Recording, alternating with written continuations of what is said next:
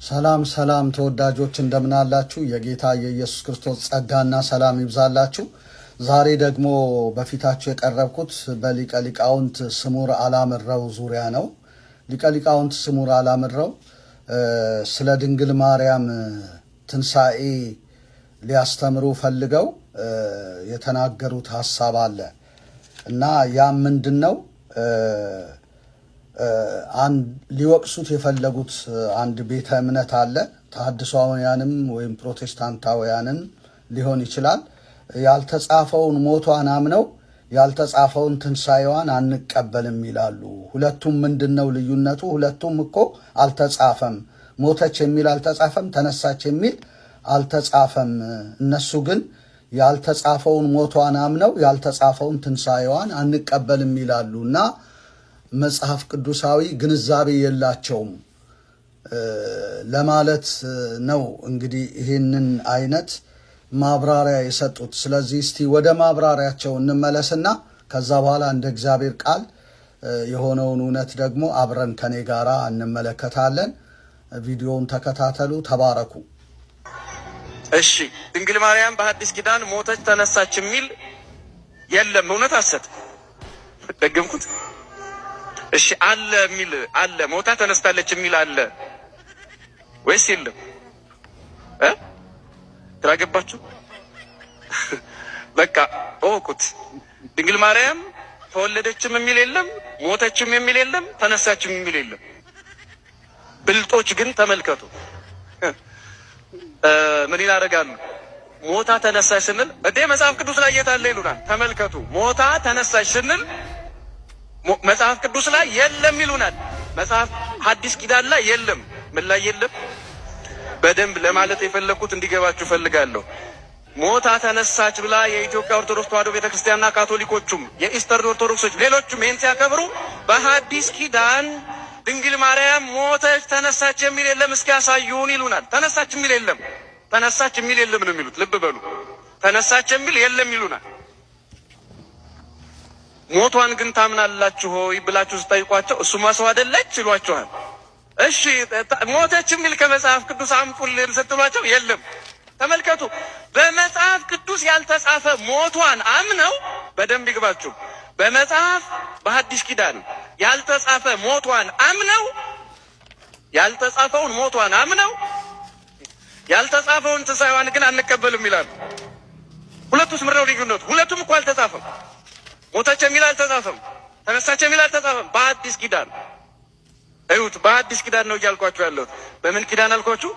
እሺ፣ እግዚአብሔር አምላካችን የተመሰገነ እና የተባረከ ይሁን። እንግዲህ በመጽሐፍ ቅዱስ ላይ ነው የሚሉት ድንግል ማርያም ተወለደች የሚል የለም፣ ሞተች የሚል የለም፣ ተነሳችም የሚል የለም። ብልጦች ግን ተመልከቱ፣ ሞታ ተነሳች ስንል መጽሐፍ ቅዱስ ላይ የለም፣ አዲስ ኪዳን ላይ የለም፣ እስኪ ያሳዩኑ ይሉናል። ሞቷን ግን ታምናላችሁ ስንላቸው እርሱማ ሰው አይደለች ይሏችኋል።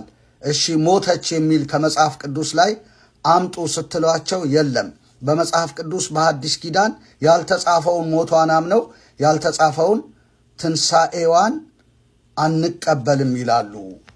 ስለዚህ አንቀበልም ካሉ ሞቷንም ትንሣኤዋንም መቀበል የለባቸውም።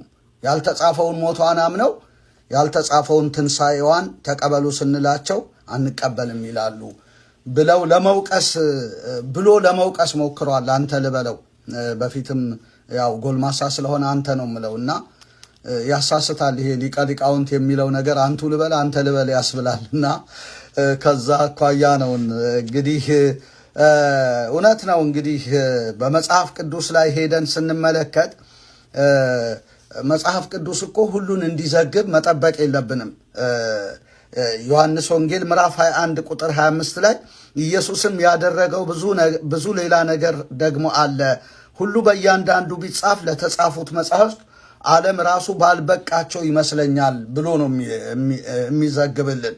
ስለዚህ እያንዳንዱ ነገር በዝርዝር መጽሐፍ ቅዱስ አላስቀመጠም።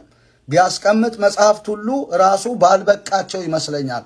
ስለዚህ የተጻፈልን ነገር የተጻፈልን ለትምህርታችን ነው። ለዚህ ነው ወኩሉ ዘተጽፈ ለተግሳጸ ዚአነ ሁሉ ለትምህርታችን ለተግሳጻችን ተጽፏል ብሎ የሚናገረው የእግዚአብሔር ቃል ከዚህ የተነሳ ነው። ስለዚህ እንድንማርበት የተጻፈ ዋና ዋና ሐሳብ የያዘ መጽሐፍ ነው መጽሐፍ ቅዱሳችን። ክብር ለእግዚአብሔር ይሁን። አንዱ መልስ ይሄ ነው። ስለዚህ የድንግል ማርያምን ታሪክ ከንደቷ ጀምሮ በሙሉ የግድ መጽሐፍ ቅዱስ ሊጽፍልን አያስፈልግም። ነገር ግን ድንግል ማርያም በዚህ ምድር ነበረች። አዎ የተጻፈላት ለኛም ለትምህርት እንዲሆነን የተጻፈላት ነገር አለ በመጽሐፍ ቅዱስ። ከመጽሐፍ ቅዱስ ውጪ የሆነውን ግን ልንቀበል በምንም መልኩ አንችልም። ስለዚህ ድንግል ማርያም ተወለደች የሚል የለም፣ እውነት ነው።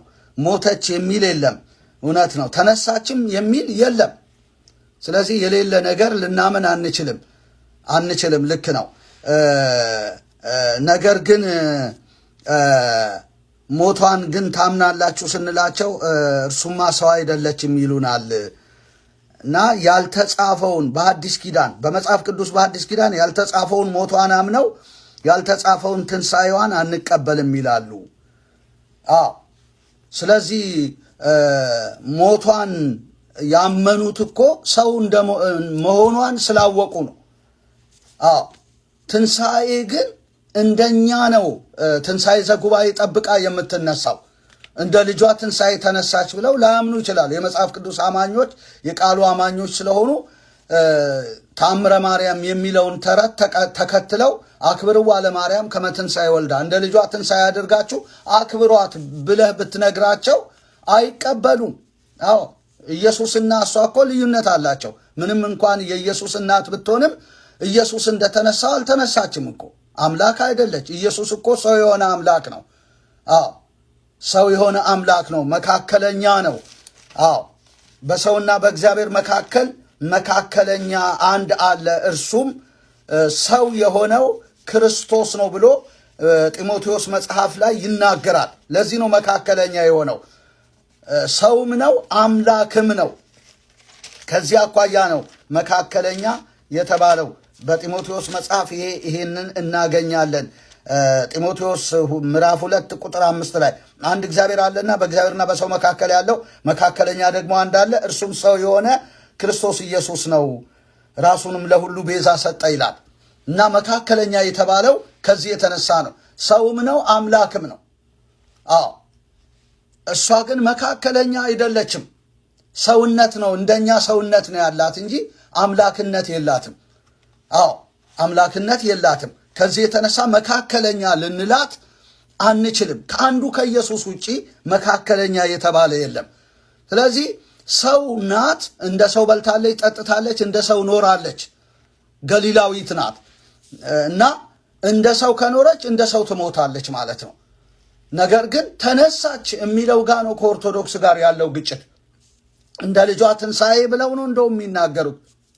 መነሳቷን እናምናለን፣ ግን የምትነሳው እንደ ልጇ ትንሣኤ በሦስተኛው ቀን ሳይሆን በትንሣኤ ዘጉባኤ ጌታዬ አዳኜ መድኃኒቴ ብላ ስለተቀበለች ሉቃስ 1:48 አዎ ነፍሴ በአምላኬ በመድኃኒቴ ሐሴት ታደርጋለች የባሪያይቱን ውርደት ተመልክቷልና ስላለች አዳኜ ብላ የተቀበለች ስለሆነች እንደኛ በትንሣኤ ዘጉባኤ እንደ አማኝ ትነሳለች ማለት ነው እንጂ በሦስተኛው ቀን እንደ ኢየሱስ ተነሳች ብለን አናምንም፣ አምላክነት ስለሌላት። ክብር ለእግዚአብሔር ለአምላካችን ይሁን። ስለዚህ ሞቷን ብናምንም ትንሣኤዋን ልንቀበል ግን አንችልም። አዎ እግዚአብሔር የተመሰገነ ይሁን። ሌላው አንደኛ ቆሮንቶስ 15:22 ላይ ሁሉ በአዳም እንደሚሞቱ እንዲሁ ሁሉ በክርስቶስ ደግሞ ሕያዋን ይሆናሉ ይላል። ሁሉ በአዳም እንደሚሞቱ። ስለዚህ የግድ የድንግል ማርያም ሞት መጽሐፍ ቅዱስ ላይ መዘገብ አያስፈልገውም። ለምን ብለን ብንል የአዳም ዘር ናት። ስለዚህ ሁሉ በአዳም ይሞታሉ። ይሄ ሞት ድንግል ማርያምንም ይመለከታል ማለት ነው። በአዳም ሁሉ እንደሚሞቱ እንዲሁ ሁሉ በክርስቶስ ደግሞ ሕያዋን ይሆናሉ። አዎ ትልቁ ነጥብ ያለው በክርስቶስ የሚለው ላይ ነው እና በክርስቶስ ሕያዋን ናት ወይ ከሕያዋን መካከል ናት ወይ ድንግል ማርያም ቢባል አዎ። ለምን ብለን ብንል ነፍሴ በአምላኬ በመድኃኒቴ ሐሴት ታደርጋለች ስላለች በክርስቶስ ከሕያዋን መካከል ናት ማለት ነው። ትንሣኤ ዘጉባኤ የምትጠብቅ ከሕያዋን መካከል ናት። ነገር ግን ሁሉ በአዳም እንደሚሞቱ ስለሚል አዳማዊ ናት። ድንግል ማርያም